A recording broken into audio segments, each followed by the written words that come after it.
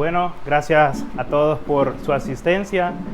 Es para nosotros aquí en la librería Guacamayas un honor y un privilegio poder compartir con ustedes el día de hoy, donde pues vamos a ver uno de los hechos en la historia de Honduras, porque estamos ante una de las obras pioneras en lo que sería la ciencia ficción en nuestro país. Tenemos a nuestro amigo y al autor nacional, Mariel Alfaro.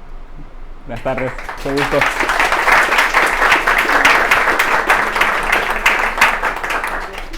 Bueno, yo soy su servidor, Gabriel Paz. No sé si me han escuchado también en el podcast de Guacamaya. Ahí yo soy el otro compa que habla.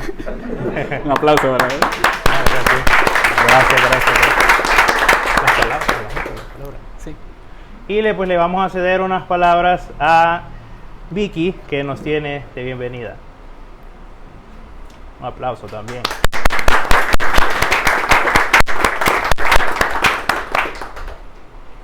Buenas noches a todos.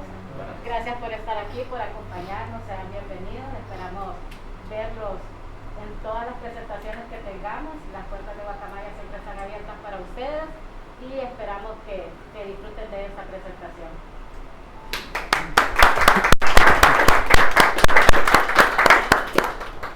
Bueno, como podemos ver el día de hoy tenemos la presentación del libro Hacia el Espacio, con un subtítulo que dice 15 crónicas sobre el nacimiento del nuevo orden y la revolución galáctica. Entonces quiero hacer hincapié ahorita en eso de la crónica, porque es un recurso literario un poco, no es tan común. Entonces yo le quería preguntar por qué eligió la crónica y no el relato o no el cuento, y qué libertades y qué conveniencias le dio esto al momento de redactar su obra. Bueno, primero que todo, buenas noches. Fíjese que es una pregunta bien interesante porque normalmente para escribir una novela se hace a través de capítulos, con una conexión lógica o al menos argumental muy bien planteada, pero una de las ideas de trabajar la crónica en este libro era darle un tipo de despersonalización a cada uno de los relatos. Es decir, en mi cabeza, ¿verdad? El planteamiento era que cada una de las historias fuera completamente independiente, pero unidas por un hilo conductor invisible, que podía ser como una especie de recopilación de notas que se encontraron dispersas, que alguien las tomó y las fue recolectando, y a partir de ahí le dio un orden, que es en el que aparecen expresadas de la 1 a la 15. Ahora bien, la crónica tiene esa capacidad de poder ser incluso hasta periodística. Bueno, la mayor parte de los periódicos y de los cronistas, por eso se les da ese nombre a la mayor parte de reporteros en cada uno de los diarios televisivos, o sean a nivel de periódicos escritos, que tienen esa libertad de poder despersonalizar la narrativa y hacerlo incluso hasta de forma, podríamos decirlo, déjenme plantear la palabra exacta, indiferente a lo que está sucediendo. Es decir, al cronista no le afecta en lo absoluto lo que está pasando. Él solamente está relatando y contándole a usted los eventos, sucesos, el tiempo en el cual se dan cada una de estas situaciones. Entonces, ¿por qué darle esa despersonalización? Y sin darles ningún adelanto o spoiler para quienes no han leído la novela, es para también tener en cuenta que habrán diferentes tipos de narrativa en la crónica. Puede estar en primera persona, puede estar en tercera persona. Y quienes ya leyeron la novela estarán de acuerdo conmigo que algunas son en primera, otras son en tercera, incluso hasta un poco despersonalizado con la segunda persona en uno o dos casos. Entonces, ¿por qué hacer ese juego? ¿Por qué variar con cada una de las características que uno puede dotar al libro? Entonces, eso ya es criterio personal de ustedes y lo van a ir descubriendo a medida que vayan avanzando o que comiencen a leer lo que es el libro.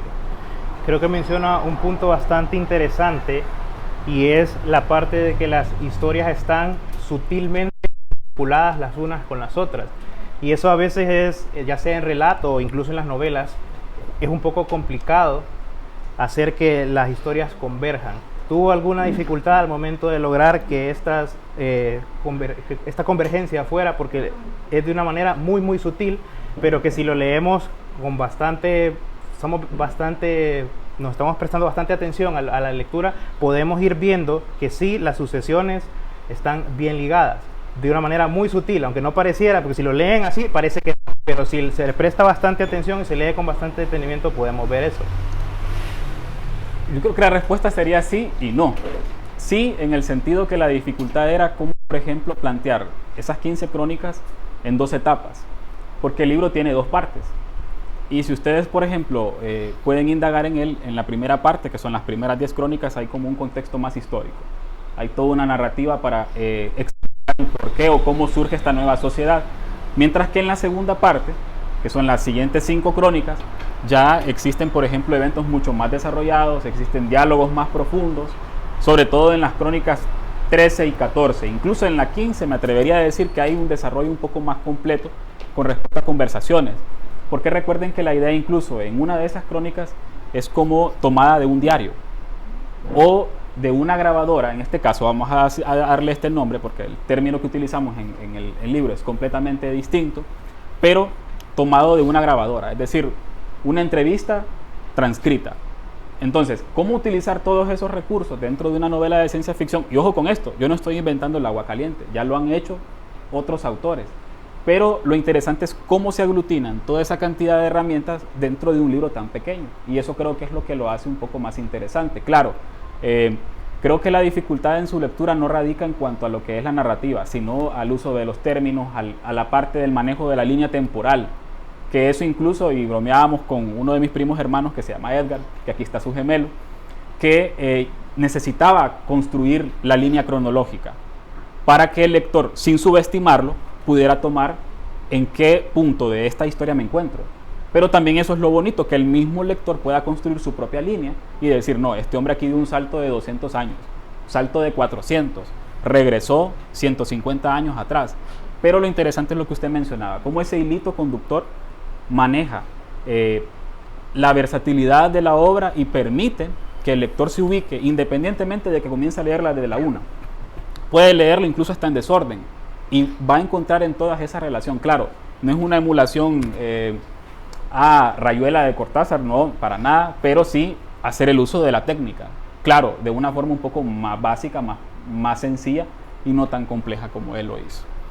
Ahorita que menciona Cortázar, una vez que estuvimos conversando, yo le mencionaba algo curioso y es que uno a veces cuando está leyendo un libro logra notar ciertas influencias de ciertos autores. Lo interesante es dejar la parte, o sea, que se note que la influencia está ahí, pero no copiar el estilo del autor, porque inevitablemente todos los autores tienen influencia. Si alguien ha leído los primeros trabajos de Lovecraft, se puede notar la influencia de Edgar Allan Poe, de Lord Dunsany. Sí. Yo noté ciertas influencias de Stephen King, de Isaac Asimov, obviamente, de Aldous Huxley, de Tolkien. Entonces, ¿cómo logra mantener hacer buen uso de la influencia sin llegar a copiar el estilo del autor? Yo creo que quienes están acá y la mayor parte somos lectores o hemos leído en alguna ocasión una obra, X obra, la misma Biblia, nos vamos a dar cuenta que somos lo que leemos. Y en ese sentido es muy difícil, por ejemplo, incluso para estos grandes autores, poder desligarse de sus influencias.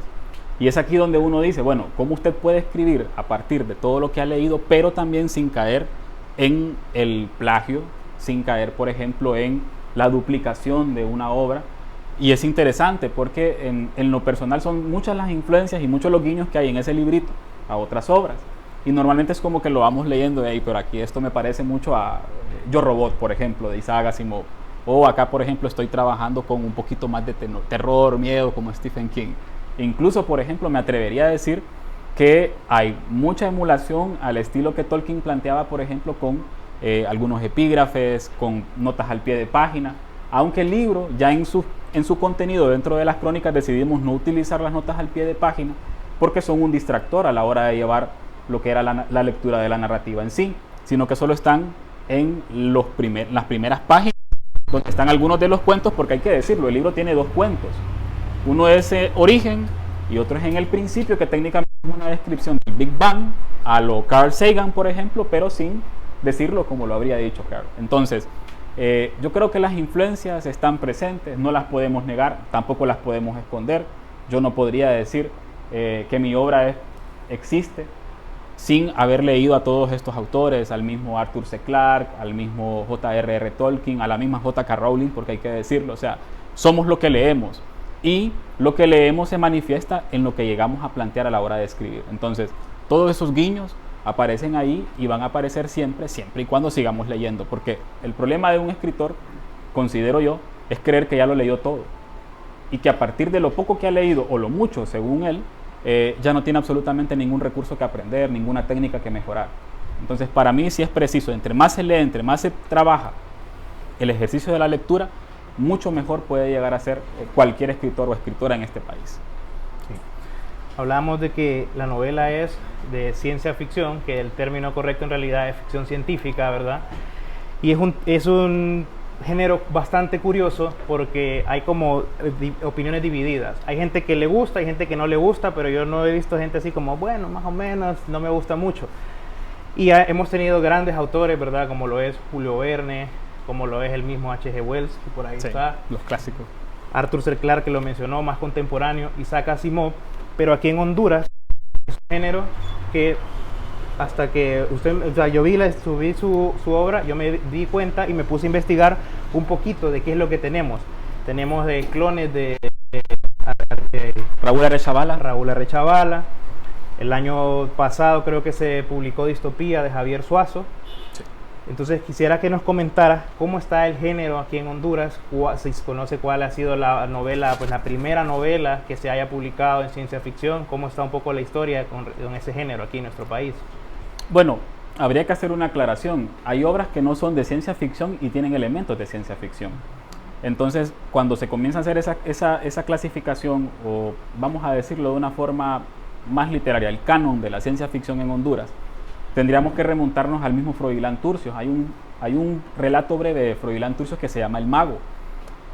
La magia y lo fantástico están dentro del género ficción. Y normalmente la ciencia ficción y la ficción están en una línea súper delgada, porque existe la ficción blanda, la ciencia ficción blanda.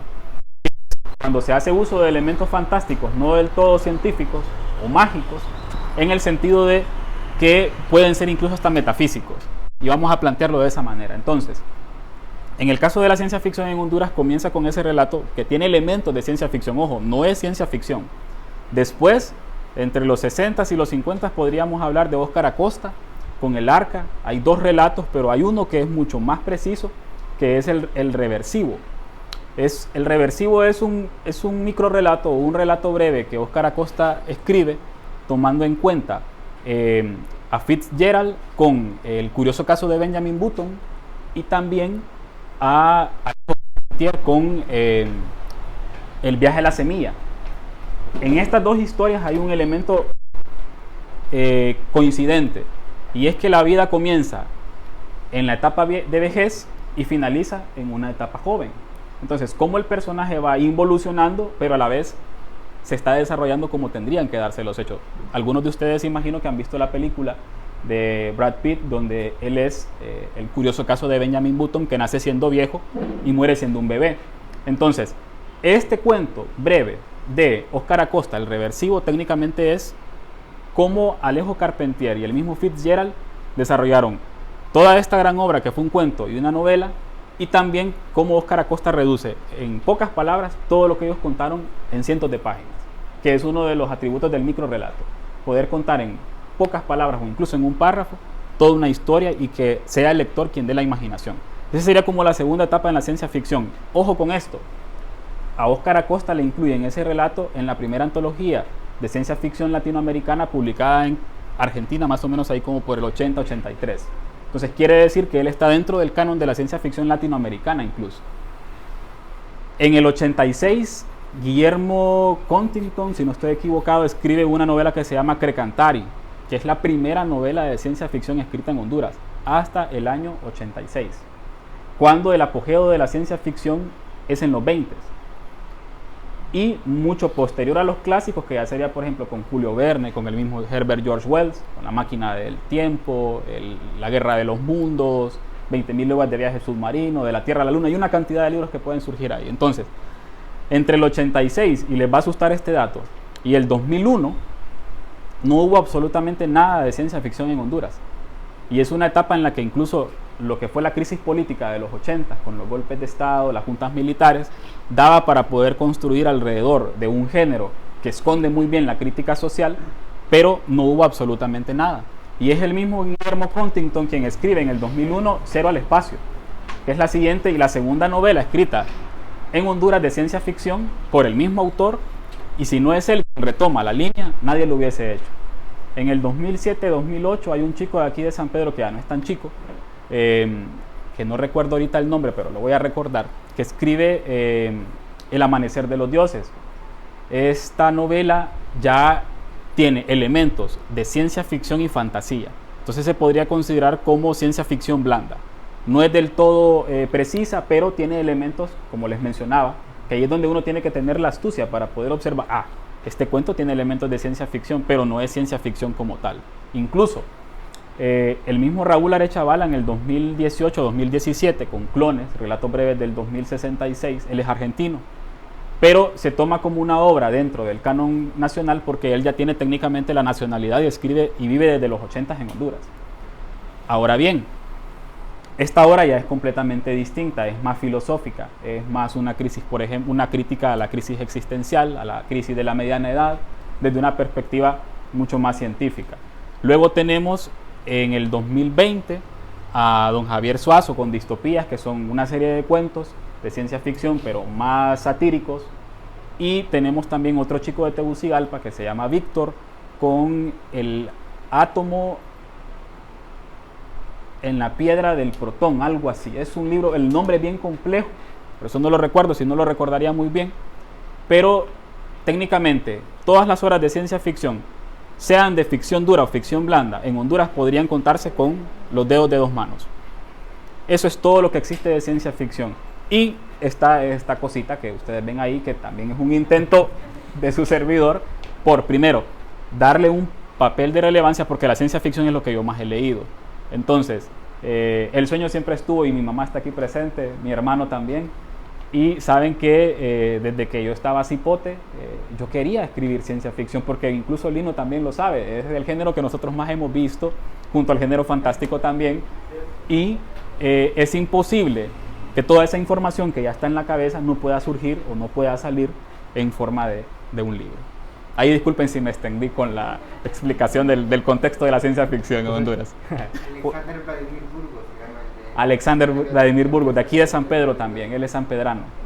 Solo que él el segundo libro lo publicó sin hacer mayor ruido, y como que ahora incluso él reniega de su obra, no sé por qué, pero bueno, cada quien tendrá sus razones. Y hay otro libro, que este fue publicado por Ceutec, que es una antología de ciencia ficción, de relato breve y de microrelato, que esa fue lanzada creo que en el 2021. Fue una recopilación entre estudiantes de Ceutec, tanto de Tegucigalpa como de San Pedro Sula, que ellos lo compilaron y lo lanzaron en forma de libro, pero en digital.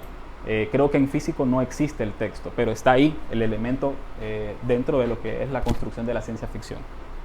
Entonces podemos ver que el panorama, pues no hay tanta trayectoria, no hay tantas obras publicadas en el género. Es que lo quiero interrumpir, Gabriel, es que la ciencia ficción se subestima. Incluso muchos literatos de carrera en Honduras han dicho que la ciencia ficción podría incluso no considerarse como literatura.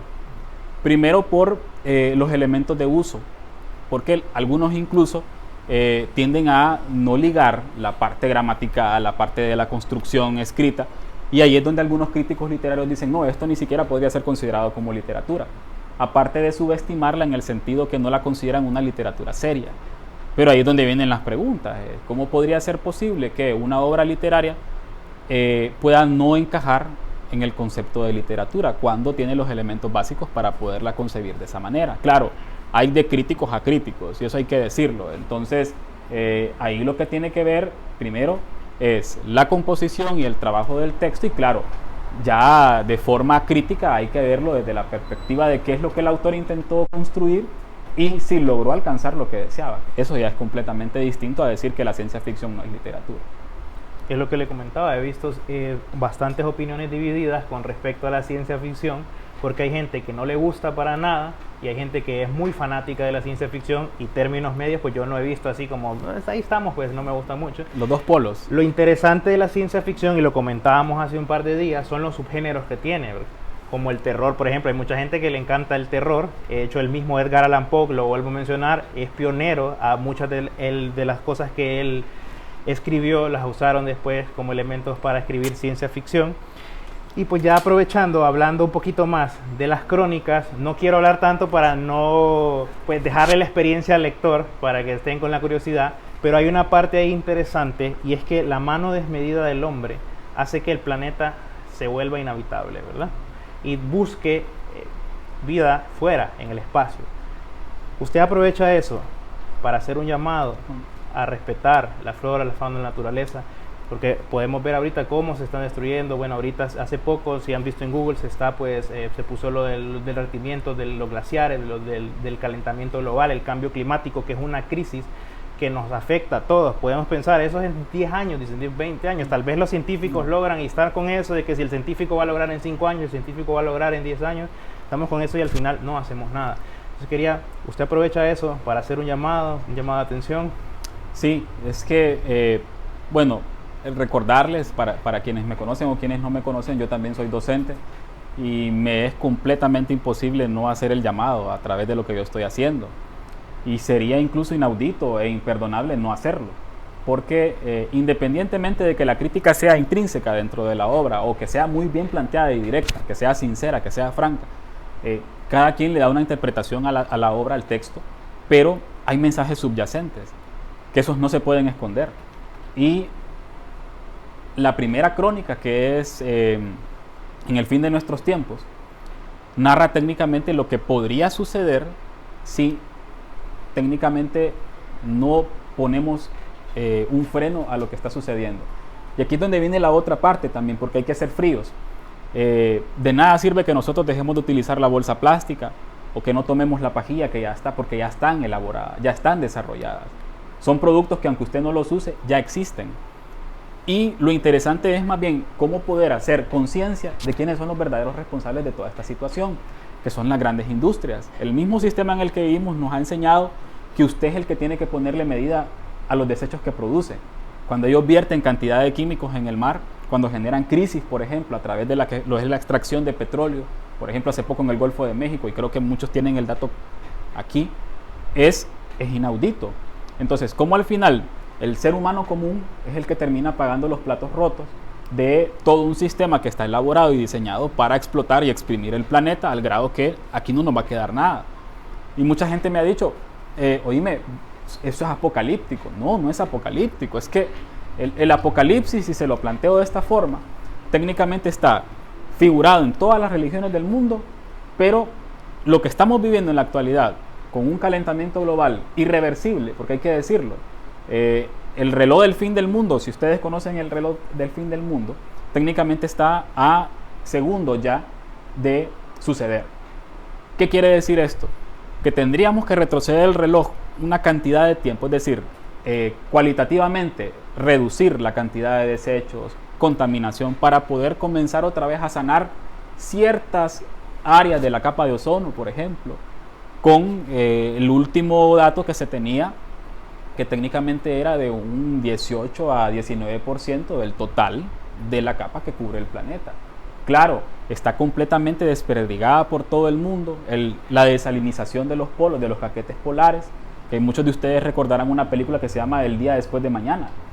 ¿Cómo es posible que haya un proceso de congelación o de una segunda edad de hielo que técnicamente duraba segundos para poder congelar todo lo que existía alrededor?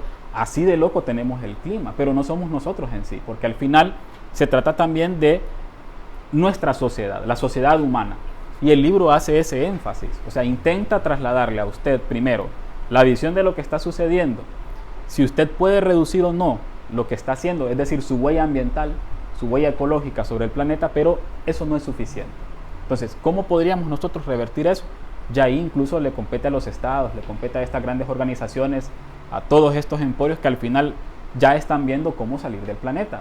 Si no, vea, por ejemplo, los proyectos, por ejemplo, de Elon Musk, del mismo Jeff Bezos, que ya se están planteando incluso lo que es la colonización de Marte, que se adelantaron mucho a lo que yo estoy planteando en el libro, por ejemplo, ¿verdad? Que ya es mucho más adelante. Entonces, hay que ver cómo la realidad supera la ficción.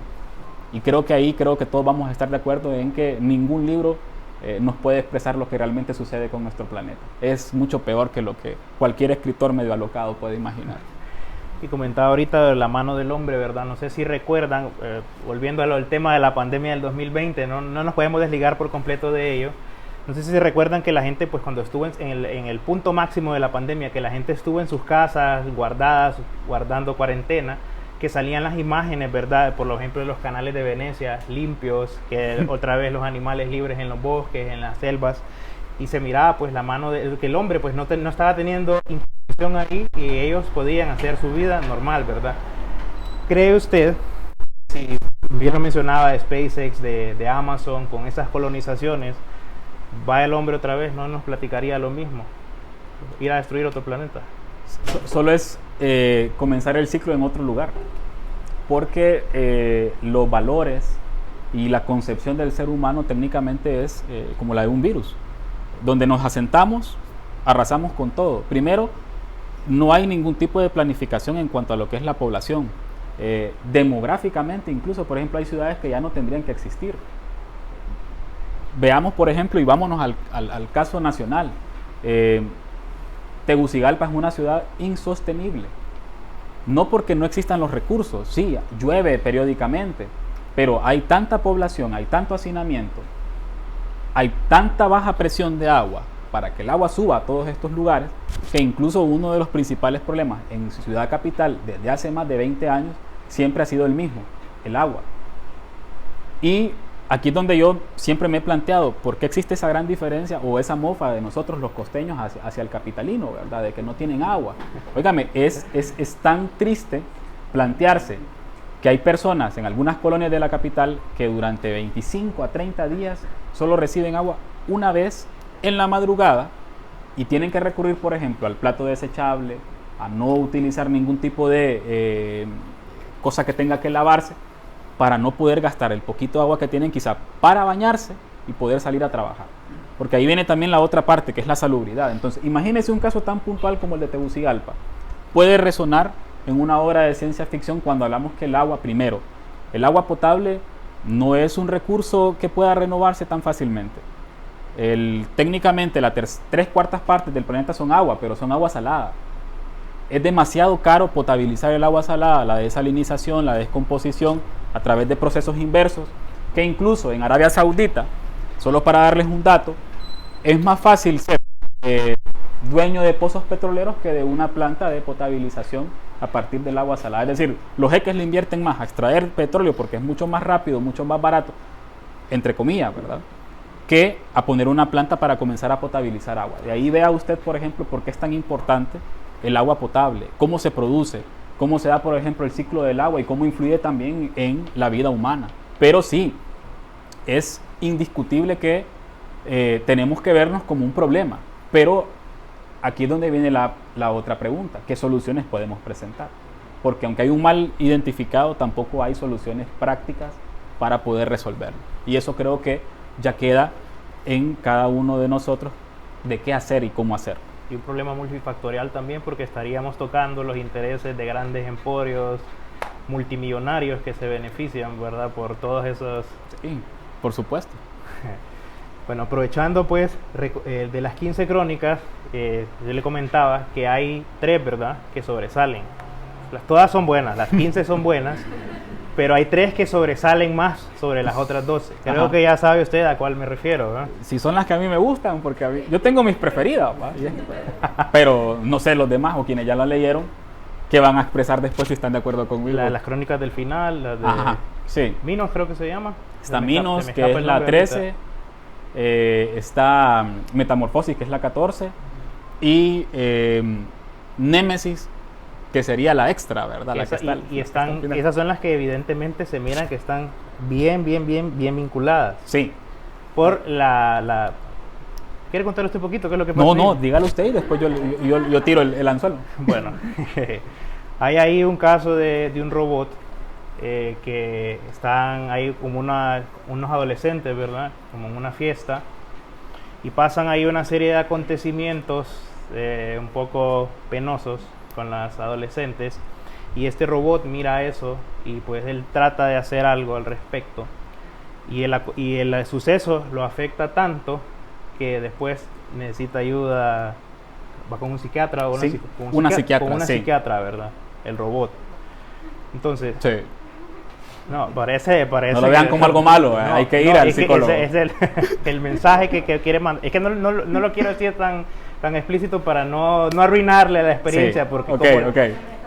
como les digo, ese es de los cuentos que más de la... ¿Tú le está molesta eso? Está No. spoileando. No, pues. Entonces, ¿cuál era su intención al momento de dejar ese? Porque es un gran mensaje, o sea, son cosas que pasan hoy en día y se ven y es muy común. Y eso se ve a diario. En la contracarátula, María Eugenia Ramos, que es mi editora, ella planteaba que incluso se habla de explotación sexual. Y quiero mencionar esto porque es uno de los temas que se aborda dentro del libro. Desgraciadamente existe ese pudor, o no sé si es un tanto de pena o despreocupación alrededor, por ejemplo, de la realidad de las mujeres en el mundo. Y hay una característica del libro: la mayor parte de los personajes principales y los fuertes no son hombres, son mujeres. ¿Por qué utilizar a la mujer como ese elemento fundamental dentro de la obra? Que al final muchas hipotas me han preguntado: Marel, pero ¿vos por qué planteas la teoría feminista a través de tus crónicas? Y le digo, es que hasta la pregunta debería ser necia. No tendrías por qué preguntármelo. Es un deber, a partir de que quien logre ver las niñas, porque yo, miren, como docente a mí se me da una situación. Yo no quiero que a ninguna de mis alumnas o exalumnas, o de las mujeres que yo conozco, independientemente que no tengan nada que ver conmigo, le pase, por ejemplo, lo de esta chica en México. Y no solamente lo de ella, estamos hablando que Honduras es uno de los países, de los peores países para ser mujer en el mundo. Entonces, ¿cómo yo podría lanzar un libro en el cual los personajes principales, o esos personajes fuertes, empoderados, son mujeres, y no dejar esa crítica intrínseca en él? Es decir, sería incluso una falta de respeto hablar de términos o de terminologías relacionadas con la realidad de la mujer en Honduras y en el mundo, pero no dejar también sentado un precedente. Y en este caso, el caso de Aris Dan, porque ese es el nombre del personaje principal de estas crónicas, primero, es una desconstrucción de lo de las leyes de la robótica de Isaac Asimov. Isaac Asimov planteaba que ningún ser creado, en este caso robot, puede permitir por inacción o por falta de acción que el ser humano corra peligro o sufra un daño. Y esto incluso pone la vida del robot por debajo de la vida del ser humano. Es decir, lo deja al nivel de únicamente un objeto, un medio para lograr un fin. En las crónicas, y en esta en especial, técnicamente, Aris Dan le da vuelta a la tortilla. Lo invierte, le da completamente el espaldarazo y dice, no, es que aquí también se trata de aspectos de supervivencia. El ser humano aspira a sobrevivir. ¿Qué no haría un ser humano en una situación adversa para poder lograr trascender? Incluso la misma literatura es la forma que muchos escritores o muchos seres humanos han elegido para poder trascender en el tiempo. Ahora bien, ¿qué implica todo esto? La crónica en la que habla Gabriel, que se hace una visita, bueno, técnicamente esta psiquiatra, después de que se dan todos estos eventos adversos a la vida de este Mino, porque ese es el término que se utiliza, ni robot ni androide, sino que Mino. Los Minos técnicamente fueron creados para que el ser humano dejara de hacer ciertas actividades, primero, inalcanzables para su existencia, para que estos pudieran, por ejemplo, colonizar otros planetas, encargarse de la minería, extracción de agua y otros elementos, pero técnicamente siguen siendo lo que nosotros ya experimentamos con el esclavismo en el planeta Tierra. Esclavos que únicamente tienen que obedecer tal cual ganado, sin cuestionar, sin hacer ningún tipo de queja, más que la razón por la cual fueron construidos. Ahora bien, ¿qué sucede cuando alguien se revela a esa estructura? ¿Qué pasa cuando un organismo dice hasta acá? E incluso atenta contra la vida de la especie que le dio la vida, valga el juego de palabras. Entonces, aquí hay una contraposición, hay una crítica, incluso hasta yo me atrevería a decir mucho más importante que todo lo que está alrededor del resto de crónicas. Y es bien interesante porque muchas personas me han dicho, esas son las mejores crónicas. En especial esa es una de las que más me gusta, porque hay una introspección, hay una discusión, hay un diálogo incluso hasta serio, bastante fuerte, cuando ella le plantea, ¿por qué usted cometió ese crimen? Y él le contesta que simplemente lo hizo para sobrevivir, en defensa propia. Después de ver que otra de su misma especie, si cabe el término, estaba siendo técnicamente desmantelada por un rito de iniciación humano en el cual los minos tenían que ser sacrificados para que estos se consideraran como mayores de edad. Nada que nosotros no veamos y que no experimentemos en la sociedad moderna. Es decir, también como al final lo que únicamente yo estoy haciendo es utilizando la técnica del espejo, reflejando lo que somos, pero a 700, 800, 900 o 1000 años en el futuro. No hay nada que no conozcamos ahí. Y el mino va al psiquiatra, ¿verdad? Por cómo queda bastante afectado. Y ahí es donde yo rescato otra de las críticas que muy sutil que hace, y es la importancia de la salud mental.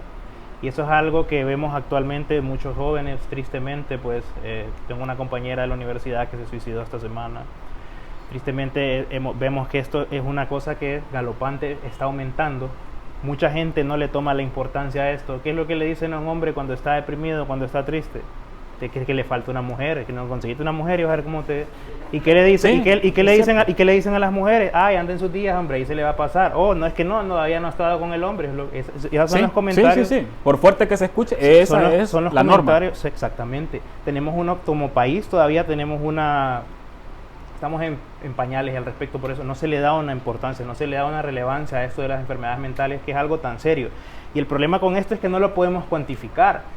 Porque yo tengo un paciente que tiene una infección, les hacen un hemograma y ahí se ven los glóbulos blancos aumentados, los neutrófilos, etcétera. Tiene calentura, le tomamos la temperatura y se ve.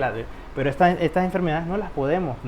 Es algo que es un diálogo que se da con el psicólogo, que se da con el psiquiatra. Que sí, hay pruebas que uno va llenando cuadritos ahí, ¿verdad? Pero hay algunas que no son tan específicas. Entonces, si usted no quiere colaborar sobre eso. Exactamente, porque puede llegar la persona pues ahí a autoengañarse. Entonces, aprovechando pues que ya habíamos hablado de cómo el humano en la novela destruye el planeta, cuando usted estaba escribiendo el libro, ¿ya tenía en mente todos estos mensajes que quería dar, o a medida en el proceso creativo fueron apareciendo? Creo que hay una combinación de las dos cosas. Por mucho que uno imagine lo que va a escribir, es la propia inercia de lo que va haciendo, lo que le va dando, aquí puedo tocar este tema, o aquí puedo hacerle frente a tal situación con esta explicación. No es que el escritor, y se lo digo, ya tiene todo aquel esquema muy bien trazado, no, incluso es que lo va ramificando, o sea, puede tener una columna vertebral sobre la cual trabajar, que incluso es lo que yo hago. Le doy nombre a la crónica antes de que la crónica exista, y a partir de su nombre digo, bueno, aquí vamos a tocar tal elemento. Pero este elemento y la propia inercia, o los mismos factores o elementos literarios me permiten, pero a través de una alegoría puedo decir esto, o a través de que la elipsis podría expresar ciertas situaciones. Entonces, ¿cómo también la literatura nos permite eso? ¿Cómo generar todas esas discusiones o esconder ciertos mensajes a través de lo que es la obra literaria? Claro, yo se los digo, el libro se escribió bastante rápido. Creo que el proceso creativo, todo lo que son las 15 crónicas, fue de 6 meses, pero el libro no vio la luz sino hasta 5 años después de que ya existía. Y eso es quizás lo más interesante de todo este proyecto, porque el libro es más viejo de lo que tiene de existir, ¿verdad? Entonces, se ha madurado. Yo podría decirles que pude haberlo publicado en el 2017 si yo hubiese tenido la información necesaria, pero yo creo que el libro se publicó cuando tenía que publicarse.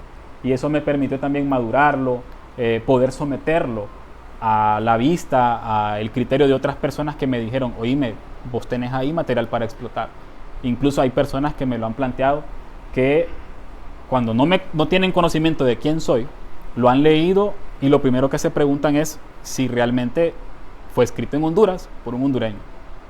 Porque hay algo muy interesante en el libro, y es que uno tiene que tratar de escribir para el mundo. Ya no utilizar las mismas técnicas de regionalismos, incluso de nacionalismo, no. Escribir para que cualquiera lo pueda comprender y pueda tener claro que esto no solamente sucede en Honduras. Es más, hay ciertos mensajes subliminales de la situación hondureña en el libro, pero técnicamente yo aquí en Críticos al Mundo. Es decir, somos seres de este planeta, ni primermundistas ni tercermundistas. Recuerden que somos el tercer mundo después del Sol. Y entonces todos somos tercermundistas por él. Y es cierto eso que comenta de lo del libro, de que no parece que estuviera escrito, que fuera así, escrito en Honduras. Yo me di cuenta, una amiga a mí me comenta, porque a mí me gusta leer mucho relato, mucho cuento, es mi género favorito, y me dice, mira que se acaba de publicar un libro de Honduras. Y yo como, ajá, bueno, vamos a ver. Sí, me dice, es de ciencia ficción. Y yo, digo, como a mí me gusta mucho el género. Pero es en modo de cuento, dice, y yo lo leí, está muy bueno, léelo. Entonces lo pido a la librería, me lo llevan y yo lo veo. Y lo empiezo a leer y leo la primera crónica y, sí, está potente, como él está potente. Y le comentaba a Mariel que me tomé el tiempo de leerlo. Yo no soy de los que agarran el matrapa, y me lo tomé con calma para saborearlo y disfrutarlo, y evidentemente no pareciera que eso era escrito aquí. Y no estoy menospreciando a los autores nacionales, pero se nota un trabajo bastante bien elaborado, algo bien elaborado, porque he leído otros libros que sí hay bastante regionalismo, que si uno pues quiere llevar eso, por ejemplo, a España, mucha gente no va a comprender eso, la importancia de escribir en un idioma en el español neutro, ¿verdad? Para que sea asequible a todos. Y a mí me pareció un gran acierto eso, y desde entonces yo he estado recomendando el libro porque a mí me gustó bastante, y creo que todos los que lo van a leer lo van a disfrutar mucho, o los que le piensan hacer relectura también lo van a disfrutar. Y ya pues para cerca finalizar y darle la oportunidad al público de que le puedan hacer preguntas, el último relato, ¿verdad? Que es el extra que lo menciona. El extra, el regalado, le digo yo.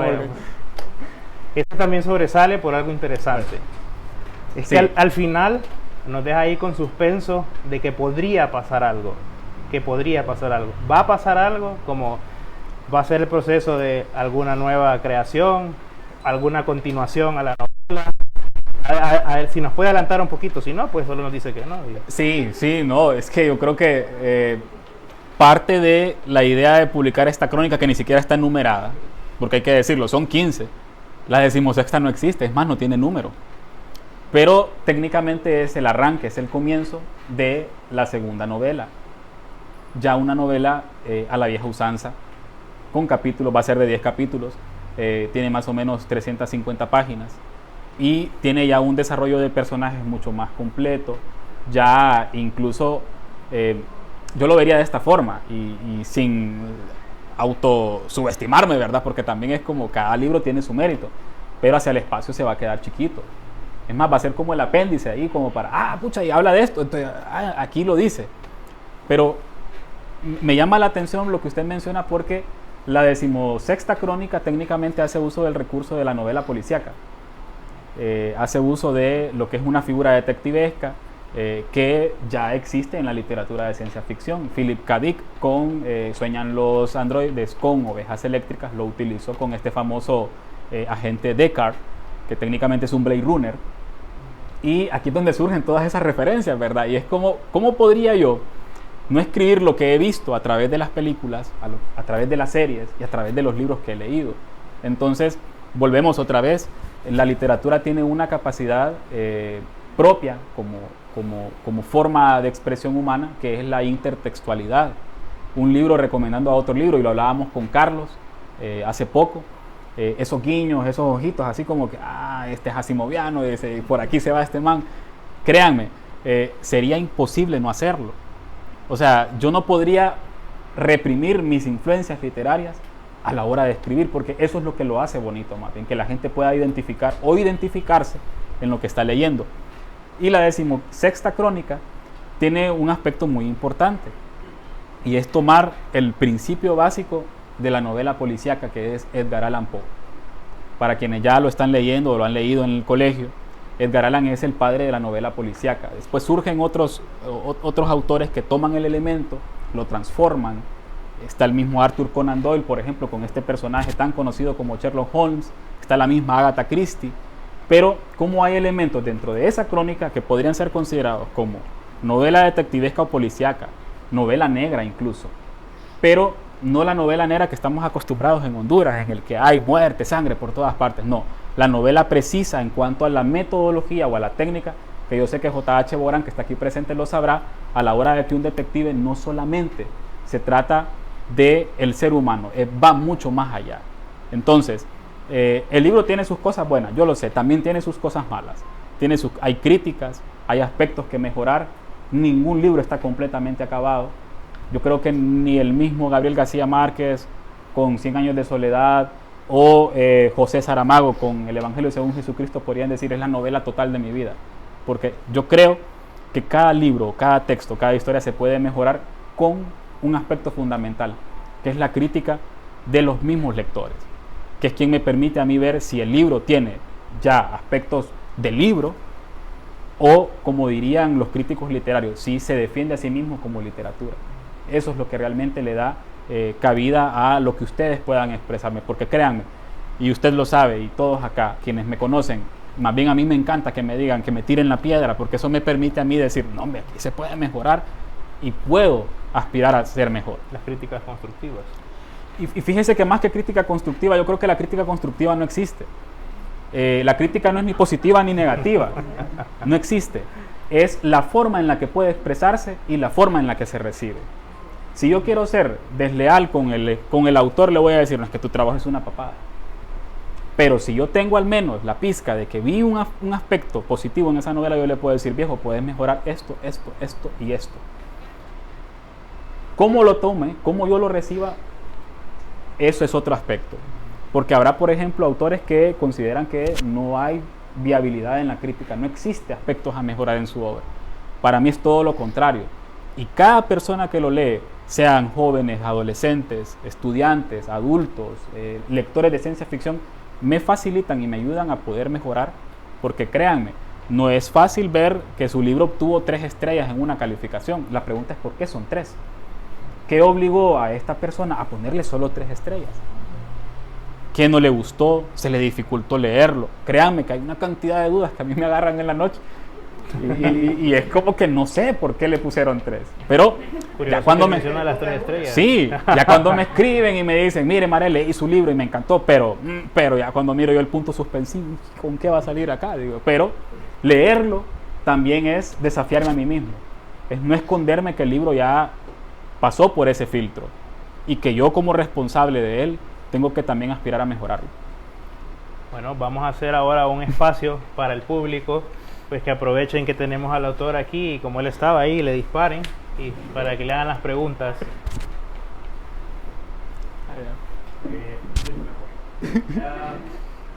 Primero un comentario.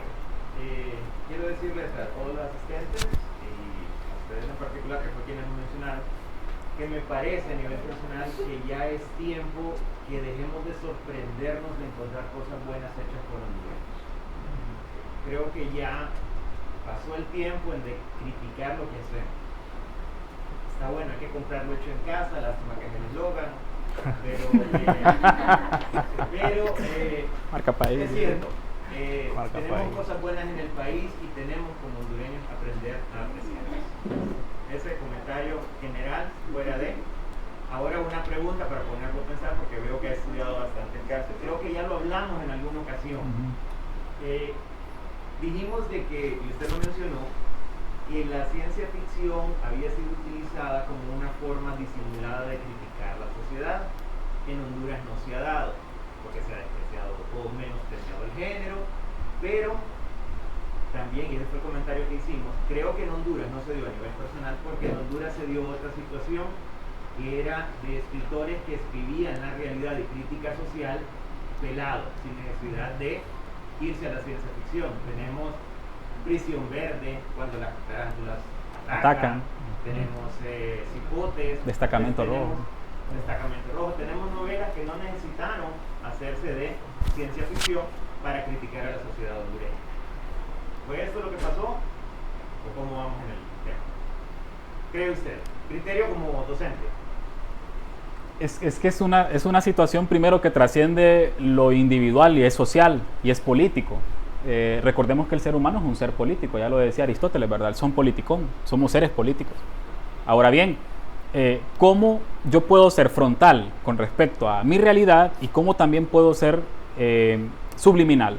¿Cómo puedo esconder a través de símbolos, a través de toda esta cantidad de situaciones, lo que pienso o creo con respecto a cierta XY situación?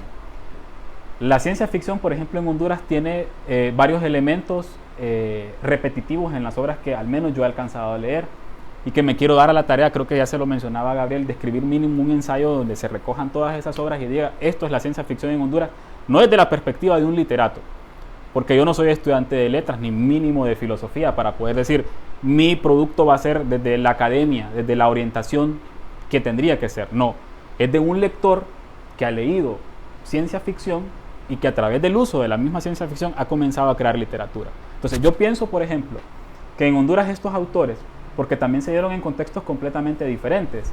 Ramón Amaya Amador, cuando escribe Prisión Verde, técnicamente está en la explosión de la huelga del 54. Está en ese contexto, en ese hervidero social, donde el empleado de la bananera dijo, hasta aquí.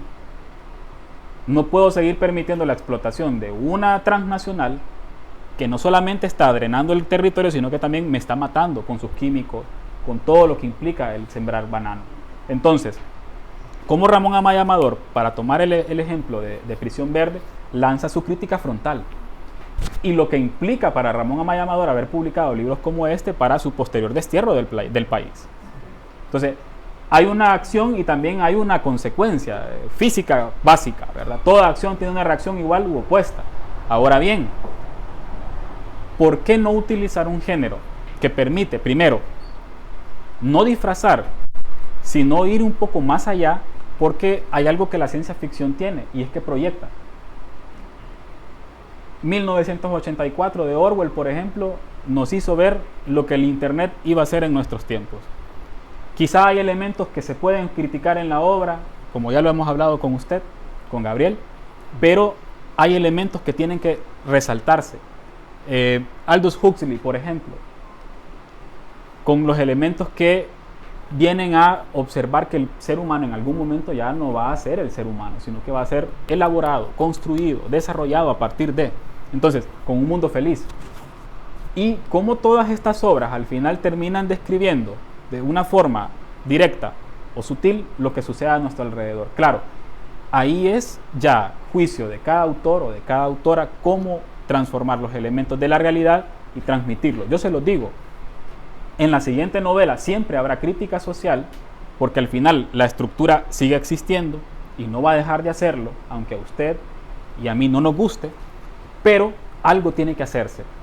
Ahora bien, Honduras tiene mucho que explotar, Honduras tiene mucho que crecer, incluso el género detectivesco, policíaco, y usted lo sabe, José, está completamente abandonado, está todavía en pañales, y la ciencia ficción ni se diga.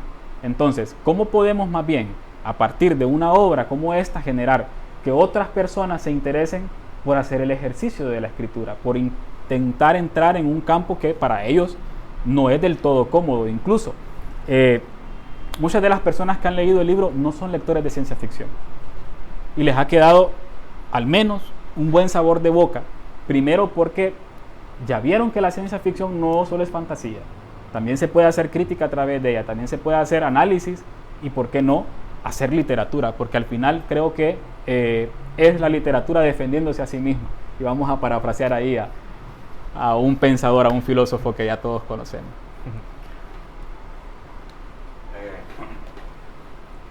Mi pregunta va como en dos partes.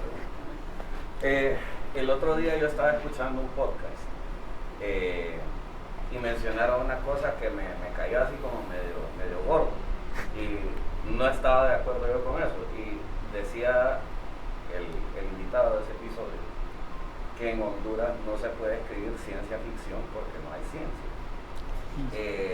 Yo quedé como a ver, tenemos que hablar después de eso. La llaga con esa cosa. Entonces, yo entiendo que el género esté en pañales aquí en Honduras. Entonces, esa es una de las preguntas. ¿Cuál es tu... así, sí. Obviamente, estás presentando un libro de ciencia ficción, entonces estás en desacuerdo, asumo yo. Pero...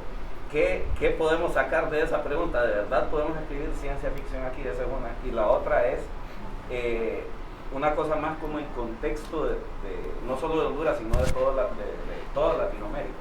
Y es que eso me hizo pensar, ese comentario, que de repente es que la historia del latinoamericano se cuenta no mejor, pero más fácil en otros géneros. Sí, incluso, por ejemplo, el realismo mágico. Exacto. Que es técnicamente el género latinoamericano por excelencia, que incluso no es latinoamericano, hay que decirlo. El mágico realismo no nace en Latinoamérica, pero en América Latina le pusimos sello y lo explotamos. Y es poder combinar todos esos elementos realistas con lo mágico. Qué interesante. ¿Cómo puedo yo, por ejemplo, hablar del amor? Ese sentimiento que lo hace volar, pero ¿cómo volaba, por ejemplo, Aureliano Buendía? Haría una pregunta ahí, más bien en contradicción. Ahora bien, ¿cómo, por ejemplo, una persona puede llegar a una aseveración de esa naturaleza cuando en Honduras, por ejemplo, existen las ciencias como tal? Hay estudiosos, hay personas que trabajan en el campo de la ciencia, quizás no, por ejemplo, al nivel de la NASA, que nosotros esperamos ver astronautas, por ejemplo, en Choluteca, o ver, por ejemplo, que la portuaria ya tiene, por ejemplo, submarinos de propulsión de hidrógeno, una cuestión de esas. Es que la misma ciencia, porque tenemos un concepto errado de lo que es la ciencia, también son las mismas ciencias sociales, por ejemplo, la propia sociología, la filosofía, la psicología. Y vean lo interesante, para nosotros hacer ciencia es técnicamente construir un gadget, un artilugio, pero no es, por ejemplo, el trabajo de comenzar a levantar una encuesta para medir, por ejemplo, niveles de estrés, depresión o de ansiedad en un hondureño. Ahora bien, vamos a hablar después de eso, Jeremías, porque yo quiero saber quién se atrevió a decir eso, ¿verdad? Y vean, ¿y saben por qué?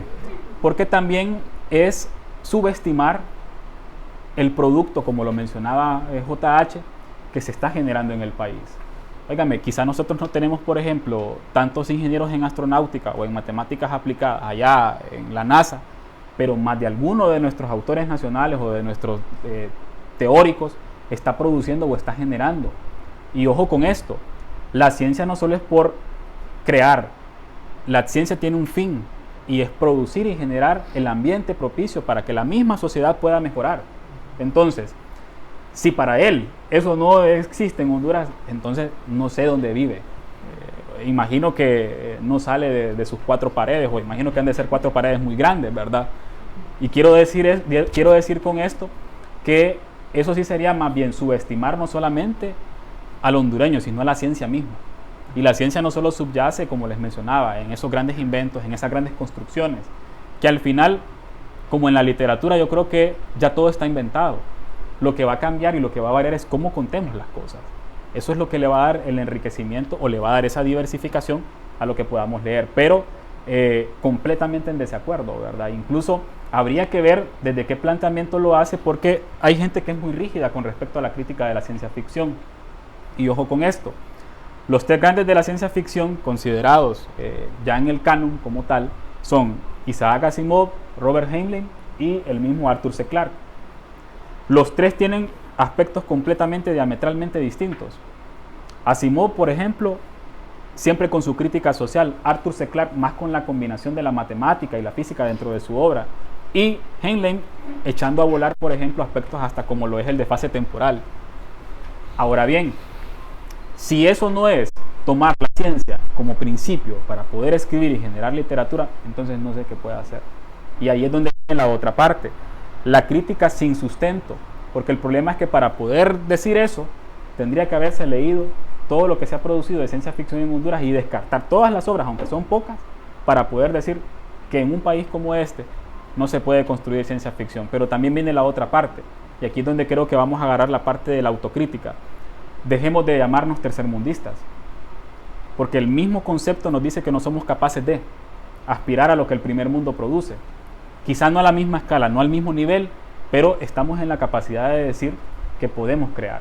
Y yo creo que ahí es donde ya se subyace el principio de, primero, ser realistas, tampoco sobreestimar lo que producimos, pero sí ser puntuales. Somos capaces, y como lo decía JH y también Jeremías, no es posible que nosotros podamos plantear que no podemos hacer, cuando lo estamos haciendo y lo estamos construyendo quizá a un menor ritmo que otros países, porque hay que decirlo, la ciencia ficción en otros continentes y en otras latitudes ya es un género trillado incluso. Acá es más bien como que una novela de ciencia ficción. ¿Por qué decidiste escribirlo? ¿Por qué? en el género ciencia ficción y no en lo que tradicionalmente estamos acostumbrados a escribir. Quiero aprovechar a hacer un comentario que usted mencionaba a los astronautas de Choluteca. No sé si se dieron cuenta, no sé si usted también, que es bastante activo en Twitter, que hace unas semanas un grupo de chicas, cinco chicas de Tegucigalpa, van a poner un satélite en órbita. De la Autónoma. Y esas noticias a veces no salen en los medios de comunicación. Y eso se dio, en Twitter fue boom porque se volvió tendencia en Honduras. Y 5 chicas, que creo que la más mayor está de todas, 25 años tenía, creo. Sí, cipotas. Van a poner un satélite en órbita, entonces. No hay astronautas en Choluteca, pero están tirando satélites. Por allá está Jenny. No tanto una pregunta, es un comentario y para mí, que lo terminé de leer hoy, justo que veníamos de regreso. Creo que lo más importante del libro, entonces se habla mucho de ciencia ficción y de todo lo que representa, pero para mí es un libro que tiene representación. No recuerdo si hemos platicado de este tema, pero creo que sí, que es algo que nosotros tenemos una hija, tratamos de mostrarle a Cami, la importancia de la representación. Por ejemplo, cuando mira esa película Encanto de Disney, porque los latinoamericanos tenemos una película en Disney y toda esta parte, me encantó leer los personajes con apellidos latinos, González, Martínez, me pareció fascinante.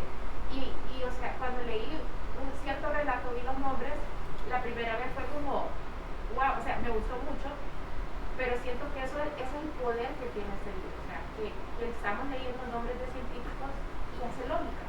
El nombre de, o lo que ejecuta esta persona, lo que es capaz de desarrollar, el aporte científico que hace, y tiene un nombre y un apellido que se lee completamente notable. Me pareció, me imagino que fue a propósito, pero sí. Me pareció cierto, es la primera vez que leo algo así. Primera vez que leo, normalmente vienen estas como grandes hechos científicos con nombres que nos cuesta pronunciar, nos cuesta leer. Entonces eso me pareció muy poderoso y lo quería saber. No, y hay una combinación de ambas cosas. Incluso hay un nombre que es suecazo, que es de los últimos personajes, se llama Irving Karlström. Desde ahí saqué conclusiones, pero así se encuentra también a Susan Rodríguez, por ejemplo, que para mí es como que la mera, vamos a decirlo así, ¿verdad? De todas las crónicas usted va a encontrar a esa mujer que incluso, sin dar spoiler, mucha gente, lo primero que me preguntó es, oíme vos, ¿cómo es posible que vos siendo hombre podás asumir el rol narrativo de una mujer? ¿Por qué no? Sería la pregunta. Porque yo tendría que negarme, por ejemplo, ese 50-50, que al final nos hace seres humanos. O sea, no se trata de ser mujer o de ser hombre. Se trata de que lo mismo que usted siente o que ella siente, lo puedo expresar yo también. Claro, viene el sesgo, ¿verdad? No, es que los hombres no pueden transmitir o expresar sus sentimientos de esta forma, porque se ven débiles, porque se ven vulnerables. Entonces, ¿cuál es el problema ahí? ¿O por qué tendría que existir problema en hacerlo? Y yo creo que también con Carlos lo hablábamos la vez pasada, lo mismo que usted menciona, esa combinación de nombres. Bruno Martínez, por ejemplo, que es el agente que ustedes se van a encontrar ahí en las últimas crónicas, que para mí ese va a ser como el Elijah Bailey de Isaac Asimov, en cuanto a lo que es toda esta saga de los robots, por ejemplo, pero apellido Martínez. Y aunque no lo crean, y aquí está mi mamá y está mi hermano, mi papá era apellido Martínez. Entonces es un homenaje a mi señor padre, que hace 20 años partió, pero que está ahí y subyace en el trabajo del remedio de escritor que dejó en este mundo. Después aquí la misma. Sí. Primero felicidades. No, gracias, Luisito. Es un honor conocerte desde hace muchos años. Como nos dicen a la mayoría de los autores, es una odisea y es una obra titánica publicar aquí en Honduras, por la falta de recursos, de apoyos, pero eso está cambiando, ¿verdad? Y en parte el apoyo de las librerías y de las editoriales pues hace posible eso. Mi pregunta es precisamente en cuanto al proceso editorial. cómo fue el proceso editorial del libro con María Eugenia, cómo fue el acercamiento a ella, el proceso de revisión del libro, todo ese proceso que es tras bambalinas, ¿verdad? Lo que no se ve. Lo que no se ve, para lograr el producto final que es el libro. Sí, bueno, incluso me voy a atrever a tomarlo porque este está aquí solo de adorno, de niño bonito. Miren, quizás el libro, por ejemplo, pueda tener el aspecto de algo normal, algo sencillo. Es más, hay una crítica que yo hice y fue también por la misma premura en la que llegó al mundo, ¿verdad? La imprenta con la que yo ya había hecho las conversaciones al final quebró, cerró, no se pudo hacer el proceso. Yo ya había empeñado palabra para entregar estos libritos en una fecha específica del año 2020. No se cumplió. Y hasta ese proceso de emergencia de encontrar quién lo imprimiera fue un tanto caótico. El librito tiene algo que yo no quería que tuviera y eran 2 grapas acá. Que hay que darle, hay que tocarlo, incluso hay que hacerle para poderlas encontrar. A simple vista no se ve, pero están ahí. Y eso le quitó, le restó para mí, o sea, en lo personal, una cantidad estética, una calidad estética increíble. Pero después yo mismo me dije, a mí mismo, oíme, pero es que no es la grapa la que hace el libro, es lo que está dentro. Y parte de lo que existe en el libro se debe a esta señora, un mujerón, María Eugenia Ramos, que desgraciadamente no ha recibido el verdadero valor que se merece en la literatura hondureña. Con María Eugenia fue bien curioso porque yo la contacto ya siendo amigos, ya conociéndonos, y le consulto por sus honorarios ya como editora. Ella trabaja en el equipo editorial de Guaymuras, ya con la parte de correcciones y trabajo ya dentro de lo que es la editorial. Y yo le digo, Maru, ¿cuánto me cobra usted por hacer la corrección de estilo? Que la corrección de estilo es hacer el análisis de la obra y ver si hay errores gramaticales, ortográficos, para que el libro quede depurado a la hora de pasar a la siguiente etapa, que es la de edición. Viene Maru y me dice, no, Marel, mire, tanto. Y por ser mi amigo, tanto. Me dijo, wow, Dios, no, aquí, toma mi dinero y algo. El famoso meme. Se da el proceso de edición, de corrección. Y después Maru, cuando ya está listo y hemos comenzado incluso hasta a definir la tipografía, porque si ustedes observan la letra, no es cualquier letra. Incluso la parte de los márgenes, que está muy bien trabajada, para que usted no tenga que doblarlo y hacer despatarrar el libro en esos términos. Fue toda una discusión. Incluso nosotros nos atrevimos a decir con Maru, ahí lo que le faltaba era el sellito de Alfaguara y tener una carátula de esa naturaleza para decir, la obra cumbre de la ciencia ficción hondureña. Pero como es un libro que incluso hasta por mis propios gustos, minimalista, y porque yo soy así, incluso las mismas ilustraciones son minimalistas, porque uno no puede ser otra cosa más que lo que es. Y viene ella y me dice, Marel, ¿usted quiere publicar el libro? Sí, Maru, ese es mi sueño. El libro está desde 2017 queriendo salir y no puede, le digo. Yo le regalo la edición. No, yo le voy a hacer la edición, me dijo ella. Hijo, ¿y cuánto me va a costar eso? Digo así, ¿verdad? Lo primero que me planteé, 10,000 pesos, digo así. Maru, ¿cuánto cobra usted por editar? No, es que no le estoy cobrando nada. Yo quiero que su primer libro, ese libro, diga que fue editado por mí. O sea, yo le voy a regalar la edición. O sea, María Eugenia me regaló su mano de obra para editar este libro, para dejarlo tal cual está. Y es más, esa pequeña descripción que aparece ahí en la parte de atrás, ella ni siquiera me dijo, Marel, ¿y qué le vamos a poner de usted ahí? Porque al final, si ustedes observan, no hay fotografía porque eso no me interesa. Es más, prefiero pasar desapercibido en ese sentido y que sea mejor lo que yo escribo, lo que haga pensar en Mariel Alfaro y no verlo ahí con 4 ojos en una fotografía. Pero hay algo bien interesante. Maru me describió en ese parrafito, con esos gustos felinos, con la parte de la lectura, con técnicamente lo que soy, y desgraciadamente se los digo, ella quería hacerlo incluso más grueso y poner ahí, el hombre ha hecho esto por acá, y técnicamente me describió a la perfección. Ella lo logró todo en esas 5 líneas que hay ahí. Entonces, lo que María Eugenia representa para mí en este título, aparte de lo que ella es como ser humano, como profesional, va más allá de lo que ustedes pueden considerar como un producto. Y por ende, el segundo libro no ha salido porque la estoy esperando para que lo edite. Entonces, incluso le puse fecha de caducidad al producto y yo dije, no, vamos a alargarla, vamos a extenderla, vamos a adulterarlo para que sea ella quien trabaje mi segundo libro.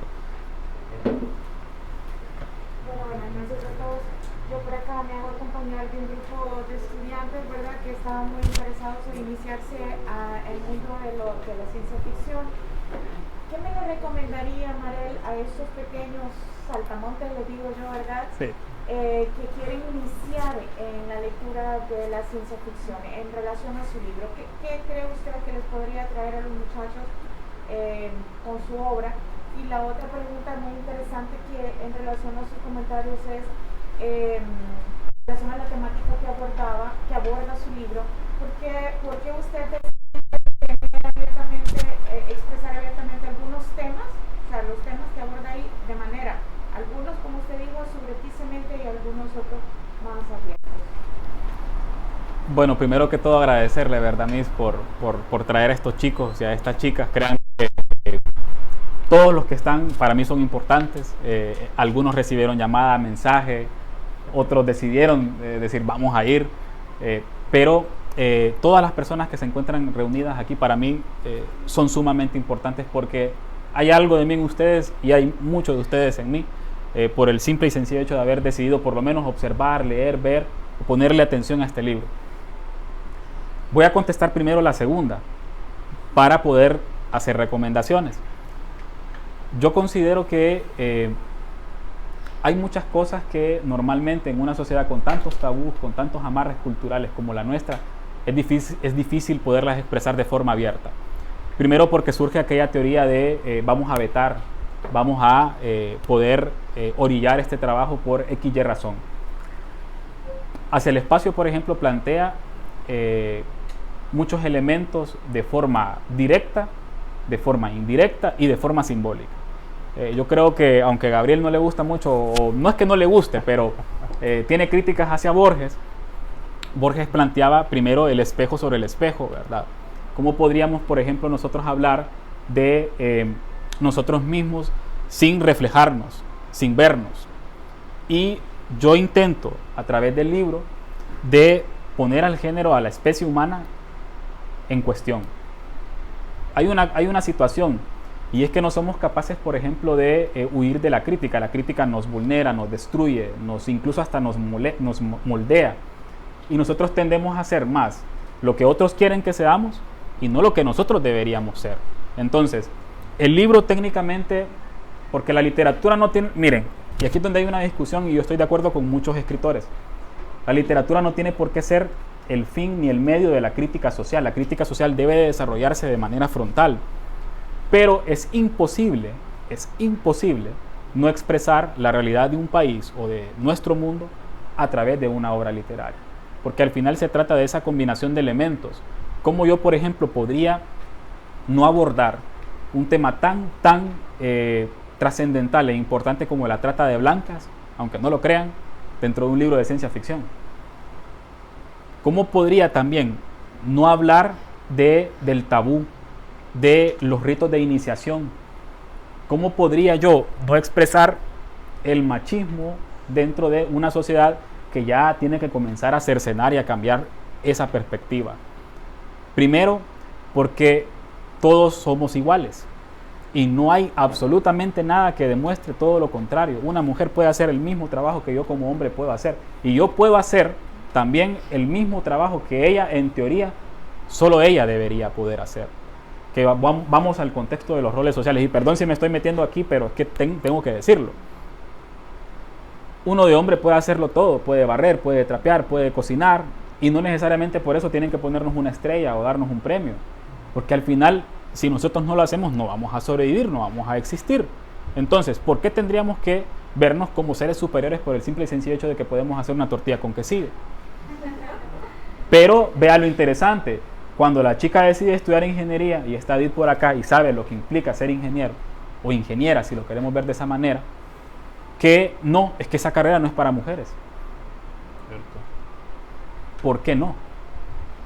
¿Por qué tendría que ser solamente para hombres? Claro, venimos arrastrando todo un sesgo cultural, una estructura que nos ha enseñado que hay cosas para hombres y hay cosas para mujeres. Incluso, ¿por qué el personaje principal de la primera crónica es una mujer y no un hombre, desde la perspectiva de que es un hombre el que lo está escribiendo y lo está narrando. Que mucha gente me hizo esa pregunta, o sea, ¿por qué tenías que elegir una mujer para ser personaje principal? Porque no es la pregunta. Y cómo, por ejemplo, nosotros mismos podemos ir generando lo que mencionaba Jennifer, que es un proceso de empoderamiento alrededor de la figura de la mujer. La mujer es capaz de crear y hacer ciencia. Y ustedes van a observar en la segunda, tercera crónica, en la tercera crónica, también hay una ingeniera en matemática aplicada que está desarrollando planteamientos para poder habitar Marte. ¿Por qué no tendría que ser así? Entonces, es imposible que viendo el problema no hagamos nada, al menos para mencionarlo y criticarlo y generar por lo menos esa espinita y ya comenzar a ver las cosas como deben ser. Su pareja no es ni suya ni le pertenece, pero coexisten y pueden llegar a ser incluso complementarios, pero es reconociendo las virtudes del otro y reconociendo las virtudes de la otra, que como especie podemos llegar a mejorar, desde algo tan sencillo como lo es una relación de pareja, no digamos nuestra sociedad, cuando tengamos claro que todos y todas somos iguales. Eso en cuanto a la primera pregunta. Y en cuanto a la segunda, ¿qué podría yo ofrecerles a través de hacia el espacio para que ustedes puedan comenzar en el mundo de la ciencia ficción? Mi respuesta sería no ofrecerles nada, no generarles expectativa, sino todo lo contrario, que sean ustedes quienes una vez lo hayan leído y se planteen un techo de qué esperan ahora encontrar a partir de lo que leyeron en esta obra, en otra obra de ciencia ficción. Comenzando por un libro de ciencia ficción nacional, es que hasta eso resulta como que hey, ciencia ficción en Honduras, los que volvemos con Jeremías y con JH, es posible eso. O sea, realmente existe la ciencia ficción nacional cuando somos técnicamente un constructo de todo lo que hemos leído, pero es ciencia ficción europea y ciencia ficción anglosajona. Las influencias, por ejemplo, de la ciencia ficción norteamericana, incluso sin tener en cuenta que existe ciencia ficción más allá de Estados Unidos, en México, en Argentina, en otros países, incluso hasta en Cuba, aunque lo encuentren así, en Cuba hay ciencia ficción, el comunismo permite eso, sí. Y vean lo interesante, cómo la misma ciencia ficción puede moldear y puede generar todos esos aspectos positivos en la mente de un individuo, a comenzar a ser crítica ya no solamente por ser crítica, sino para intentar cambiar o trascender, que yo creo que es lo que cualquier escritor o escritora debería de plantearse, cómo yo puedo no solamente generarme el placer de decir, este es mi libro, léanlo, no, es como a través de esta obra, aunque sea muy pequeña, muy condensada, yo puedo comenzar también a generar, primero, que otros aspiren a escribir ciencia ficción, porque van a decir, pero no es tan difícil hacerlo, si este man lo hizo, ¿verdad? O sea, yo me lo planteo de esa manera, entonces yo puedo hacer mejores cosas que Marel, o superar lo que él está planteando acá. Pero ahí es donde viene lo interesante, como yo podría generar y plantear esa semilla en estos pequeños saltamontes, que, ¿por qué no? Podrían hasta superarme, no solo a mí, sino al resto de escritores de literatura nacional, con respecto a la calidad, que yo creo que eso es lo que deberíamos de aspirar, al menos toda la vida, a que lo que producimos tenga calidad y que lo pueda leer cualquier persona del mundo y no ver esa diferencia entre que fue escrito en Centroamérica, en un país que se llama Honduras, o en Inglaterra, por ejemplo. Bueno, buenas noches, mi nombre es Leticia Bacha. Excelente. Yo fui una de las que le di bastante estrellita en la facilidad de explicación. No, pero no era para usted el comentario, no crea. No, le dio un 8 puntos, le dio, no le dio 3. Porque empecé a leerla como que por una novela y dije, no, pero ¿qué estoy leyendo? Esto no se lee así. Entonces retomé, digo, estas son crónicas, como debo leer, y empecé a leerla de la forma en que puede ser la forma ideal. Tengo un montón de preguntas, pero voy a resumir unas cuantas. Tengo entendido que además de ser docente de ciencias naturales, también hay de las ciencias sociales. Y déjenme decirle que el libro no solo es de ciencia ficción. Ante una migración humana hacia otro planeta, según su opinión como docente de ciencias sociales, ¿ante qué fenómenos políticos y sociales nos podríamos enfrentar? La humanidad, ese es uno. Otra es comentándoles que los humanos cuando llegan a a Marte, ¿verdad? Cuando se coloniza Marte, llega a través de, se convierte en un centro cultural. ¿Cómo podemos nosotros, porque también creo que comentaba el escritor aquí atrás, que gracias a la literatura está creciendo, ¿no? Gracias a las librerías, gracias a las editoriales, pero también gracias a los lectores, porque los lectores estamos leyendo más literatura hondureña. Yo por lo menos me he planteado leer por lo menos un libro hondureño al mes. Entonces también nosotros estamos contribuyendo. Cuando Marte es colonizado y se convierte en un centro cultural, porque se establecen las universidades, llegan todas las ciencias. ¿Cómo podemos hacer que San Pedro Sula se convierta en un centro cultural para el país? Y no, como tercera pregunta, mencionaba que primero le pone nombre a la crónica y después la construye. ¿Cómo fue el proceso con la parte gráfica? Porque tengo entendido que los libros son suyos. Sí. Primero hizo le puso nombre o fue después, ¿cómo fue el proceso? Voy a comenzar con la última pregunta. Ajá. Si olvido las preguntas, se las voy a volver a preguntar, okay. No se preocupe. Primero le pongo nombre a la crónica. Después construyo la crónica. Pero una vez construida la crónica, hago el dibujo. Porque ya técnicamente todo el marco referencial está en mi cabeza. Por ejemplo, la segunda crónica, que se llama Alunizaje, técnicamente es una nave espacial la que aparece ahí. Tiene nombre. Y se van a encontrar con otras máquinas que también tienen algún parecido a ciertos animales o a ciertos seres vivos. Porque al final mi propio minimalismo me permite decir, hey, pero yo quiero construir esto a partir de lo que conozco. O de lo que me gustaría también rendir homenaje una vez que como especie, vamos a plantearlo de esta forma, hayamos volado de aquí. Claro, viene lo interesante, yo creo que aquí hay una combinación con la primera pregunta. ¿Contra qué nos vamos a enfrentar una vez hayamos migrado? ¿Contra qué realidades?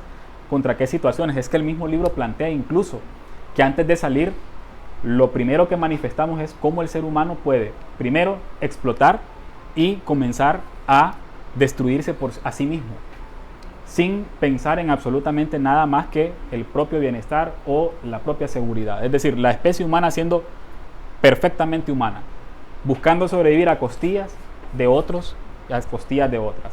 Ahora bien, técnicamente la especie humana se va a encontrar con los mismos vicios y las mismas situaciones que en la Tierra ha experimentado, porque hay algo intrínseco en el ser humano, y es que el ser humano no es ni bueno ni es malo, simplemente actúa, aunque no lo crean, de forma irracional e instintiva por un principio básico: sobrevivir. Y eso le va a permitir a usted tener en cuenta que primero está usted, después usted y posteriormente usted. Ahora bien, ¿a qué tenemos que aspirar como especie? A pensar en sociedad, a pensar en el otro y en la otra, para poder yo también existir.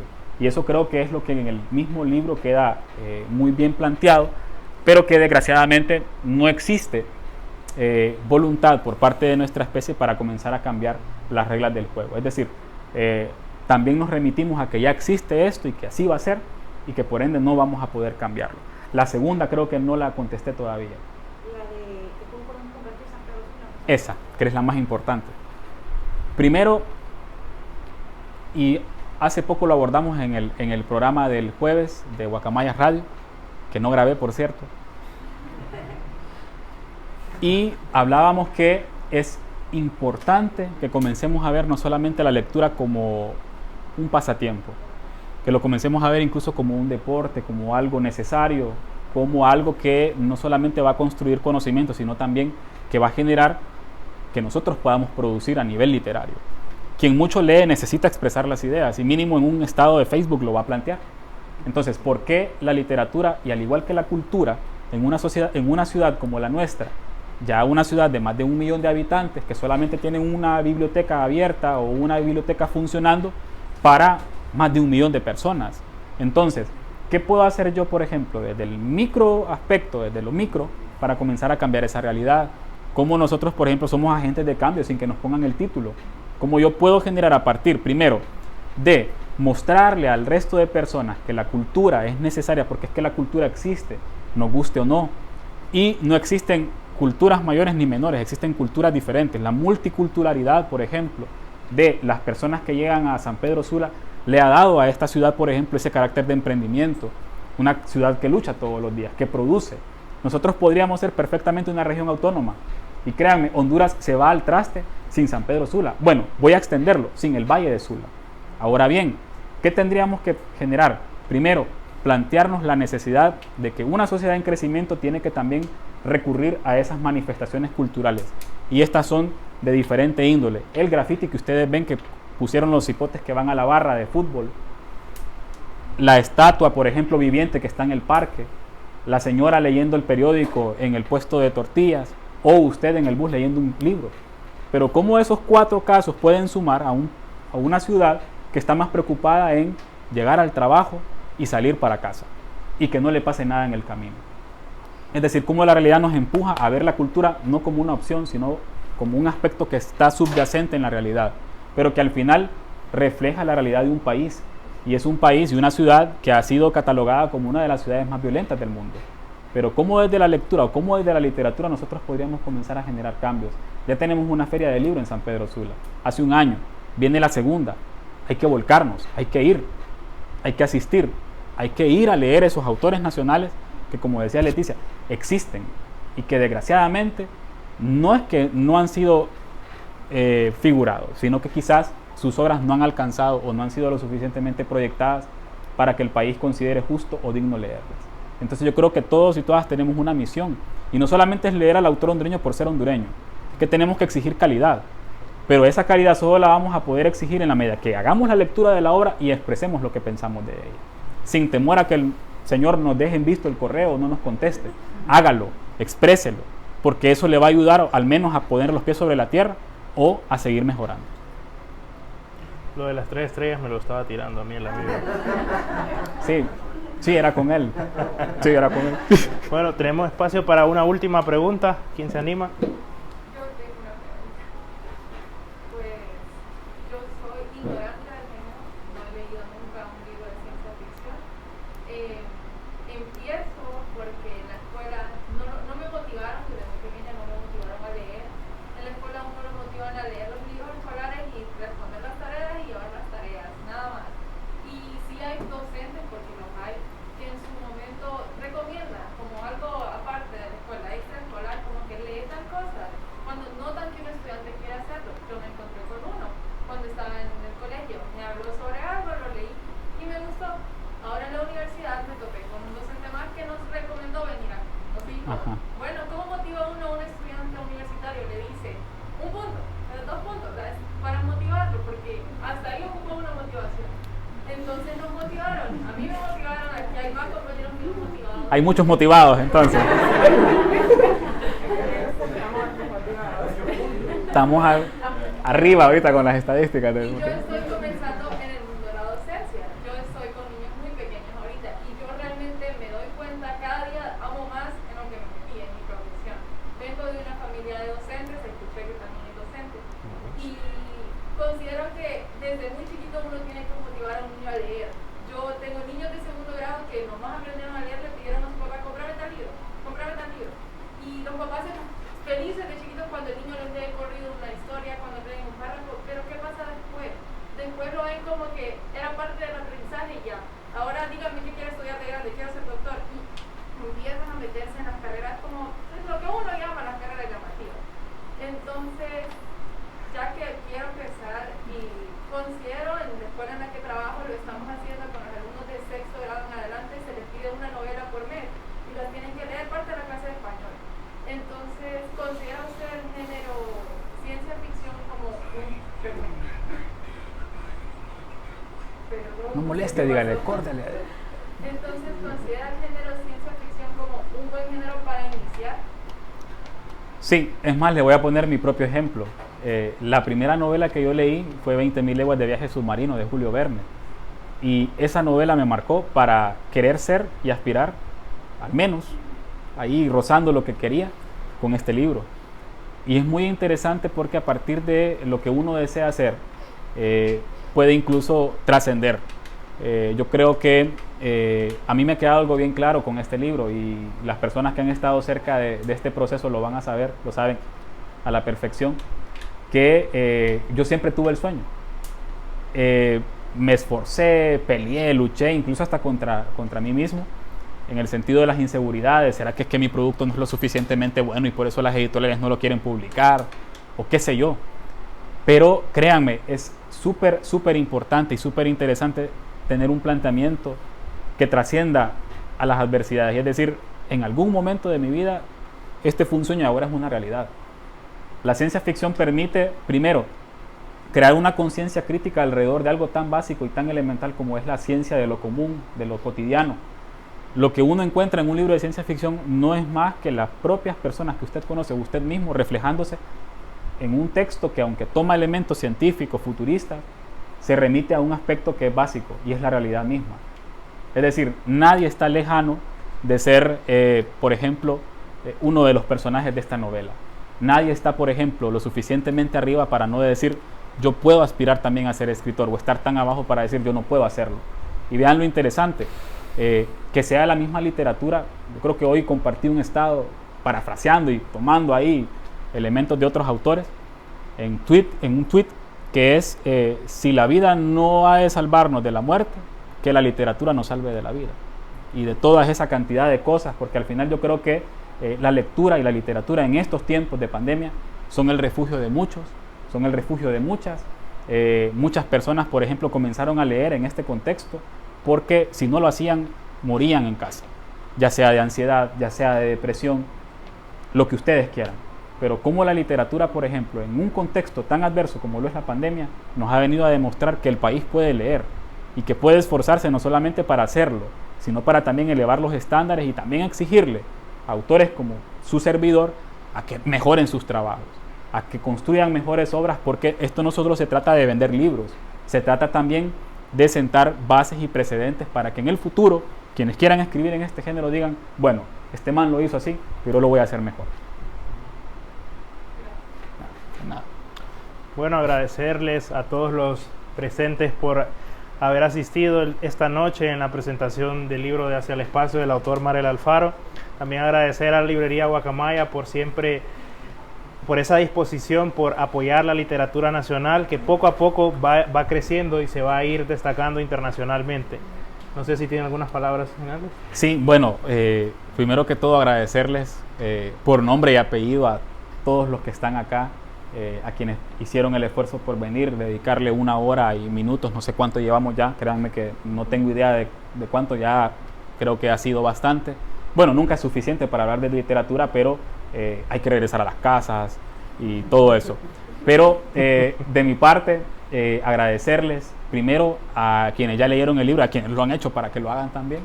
Igual el libro está en formato digital, o sea, no ha habido ningún tipo de traba para que la gente pueda leer Hacia el Espacio. El libro existe, está ahí, es un recurso que incluso hasta los propios docentes pueden utilizar.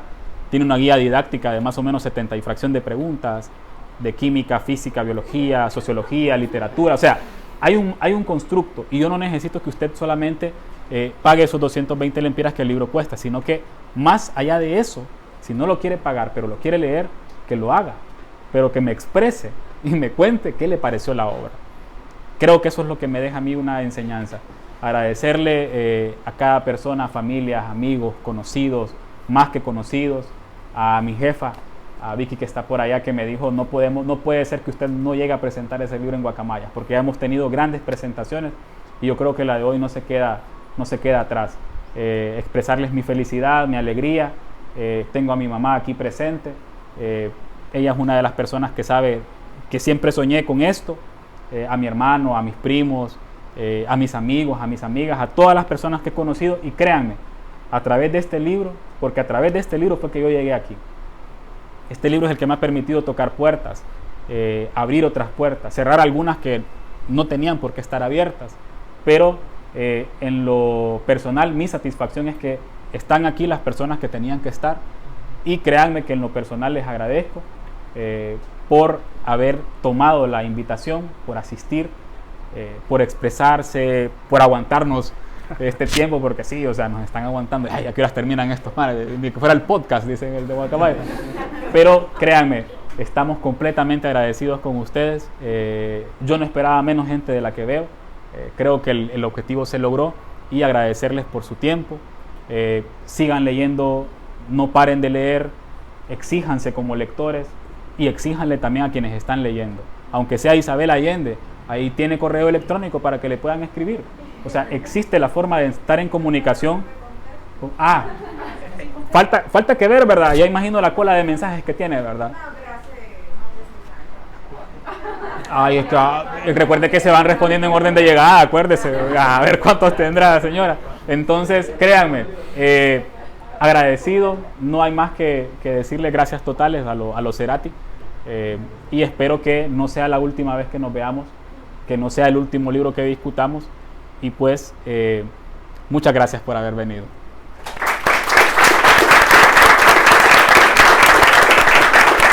Gracias.